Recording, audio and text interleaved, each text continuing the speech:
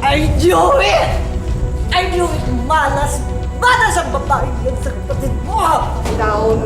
How can you expect me to calm down? Your brother is in critical condition! She's in a really bad I state, don't Auntie. care! Mamatay siya! We need to get your brother out of here as soon as possible. At wala akong pakialam kung kasal siya sa lecheng yan! I don't want her for my son! Dok! Gising na po si Annie, Dok!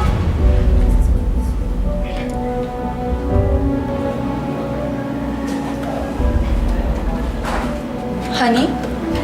Honey? Oh my God, gising ka na, Honey! Dok! Gising na po si Annie, Dok! Ruby, nasa si Jules. Nasa si Jules. Honey, ano kasi?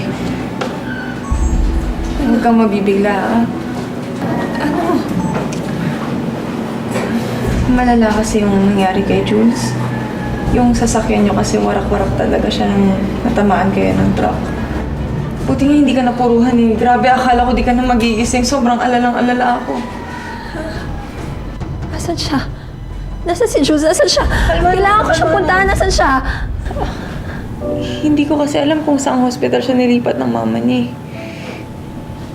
Ano? Wala dito si Jules. Sinasabi mo? Saan siya dinala? Ako yung asawa niya. Kailangan ko siyang puntahan. Ako yung may karapatan sa... Ako yung may karapatan sa kanya. Nasaan siya, Ruby? Hindi kailangan... Honey, kalmahan mo muna. Kalmahan mo muna. Asan siya? Dalhin mo ako sa kanya! Dalhin mo ako sa kanya! Aray ko! Asan yung asawa ko? Ruby! Puntahan natin siya! Halika na, puntahan na! Honey. Asan siya dinala? Saan siya pumunta? Siguro isipin na lang muna natin yan.